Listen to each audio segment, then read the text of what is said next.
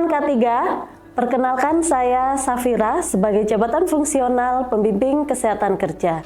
Setelah kita mempelajari tentang konsep dasar manajemen risiko dan langkah-langkah manajemen risiko, saat ini kita akan membahas tentang materi pokok 3, yaitu pengendalian risiko.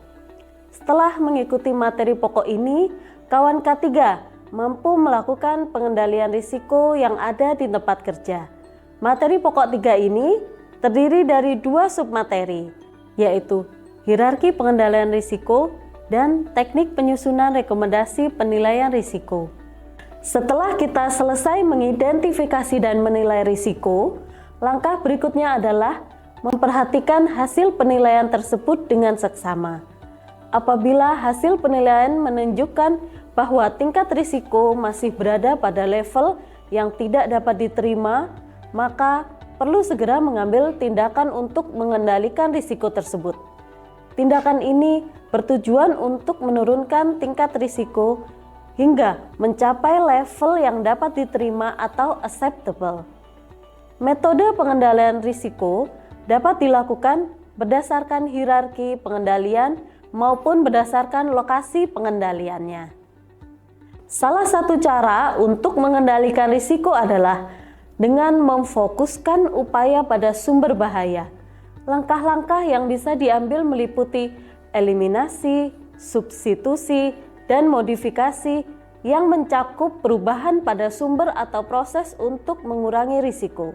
Selain itu, dapat mengotomatisasi proses untuk mengurangi paparan pekerja terhadap bahaya, mengisolasi sumber bahaya agar tidak menyebar, dan memasang sistem ventilasi lokal untuk mengeluarkan kontaminan dari area kerja. Selain mengendalikan risiko langsung pada sumbernya, kita juga bisa mengambil langkah-langkah pada media yang berada di antara sumber bahaya dan pekerja. Contohnya, kita bisa memasang ventilasi umum untuk memastikan sirkulasi udara yang baik. Selain itu, kita dapat menjauhkan pekerja dari sumber bahaya dengan menata ulang tata letak tempat kerja, serta mengatur jadwal dengan membatasi waktu paparan pekerja terhadap risiko. Yang terakhir, dapat dilakukan pengendalian pada pekerja dengan cara mengimplementasikan cara kerja aman, memahami prosedur kerja, dan menggunakan alat pelindung diri yang sesuai. Selanjutnya, kita akan membahas metode pengendalian berdasarkan hierarki pengendalian risiko. Hierarki pengendalian risiko merupakan pendekatan sistematis untuk mengendalikan risiko terkait dengan bahaya di tempat kerja. Hierarki ini disusun dalam urutan prioritas dari metode yang paling efektif. Tujuan utama penerapan hierarki pengendalian risiko adalah untuk menghilangkan atau mengurangi risiko cedera atau penyakit akibat kerja. Dalam menjalankan metode pengendalian berdasarkan hierarki pengendalian risiko, terdapat 3 hal yang penting harus dipertimbangkan. Pertama adalah biaya. Perlu dipastikan bahwa langkah-langkah pengendalian yang diambil sesuai dengan anggaran yang tersedia. Kedua, efektivitas. Karena kita harus memilih metode yang paling mampu mengurangi risiko secara signifikan. Terakhir, manfaat. Harus dilakukan pertimbangan keuntungan jangka panjang yang didapatkan dari penerapan pengendalian risiko tersebut, baik untuk keselamatan pekerja maupun produktivitas kerja. Yang pertama, kita akan membahas pengendalian yang paling efektif menurut hierarki pengendalian, yaitu eliminasi. Eliminasi adalah langkah pertama dan paling penting dalam upaya melindungi pekerja dari potensi bahaya di tempat kerja. Proses ini melibatkan penghapusan aktivitas, peralatan atau zat berbahaya sepenuhnya sehingga risiko dapat dihilangkan dari sumbernya. Sebagai contoh, penghilangan bahan kimia berbahaya dari lingkungan kerja adalah salah satu bentuk eliminasi. Dengan mengidentifikasi dan menghilangkan bahan kimia beracun, kita dapat menciptakan tempat kerja yang lebih aman bagi semua pekerja. Selanjutnya, kita akan membahas tentang proses substitusi dalam pengendalian risiko di tempat kerja. Substitusi adalah upaya untuk melakukan pekerjaan yang sama namun dengan risiko yang lebih rendah. Hal ini dapat dicapai dengan mengganti alat, proses, mesin atau zat yang digunakan dengan alternatif yang memiliki potensi bahaya yang lebih kecil. Sebagai contoh, jika ada mesin yang menimbulkan risiko tinggi, kita harus mempertimbangkan untuk menggantinya dengan mesin yang lebih aman dan memiliki fitur pengaman lebih baik. Substitusi juga bisa diterapkan pada proses kerja. Misalnya, jika ada cara tertentu yang lebih aman untuk menyelesaikan suatu tugas tanpa mengorbankan efisiensi, maka metode tersebut harus diprioritaskan. Dengan mengganti metode yang lebih berisiko dengan metode yang lebih aman, kita dapat mengurangi potensi kecelakaan dan cedera di tempat kerja. Selanjutnya, kita akan membahas pengendalian teknik atau engineering control sebagai salah satu strategi penting dalam mengurangi risiko bahaya di tempat kerja.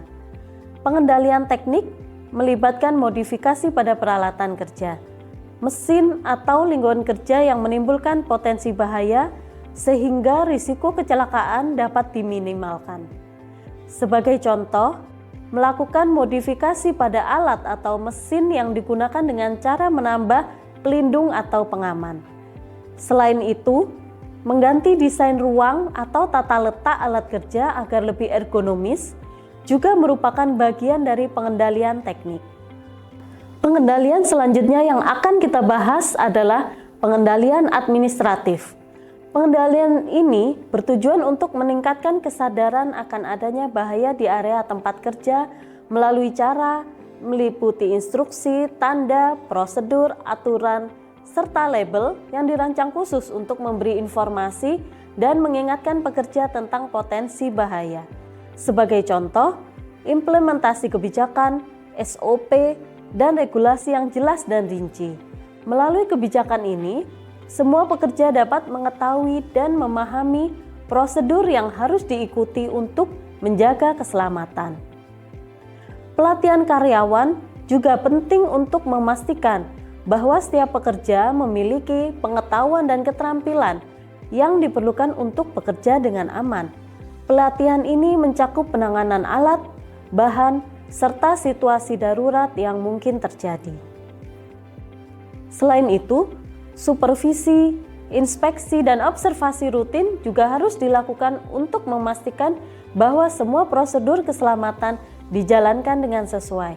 Lalu, pemasangan tanda atau label bahaya di area kerja juga sangat penting. Tanda dan label ini berfungsi sebagai pengingat visual bagi pekerja tentang potensi risiko yang ada di sekitar mereka, sehingga mereka bisa lebih waspada dan hati-hati saat bekerja. Pengendalian terakhir yang akan kita bahas adalah penggunaan alat pelindung diri, APD.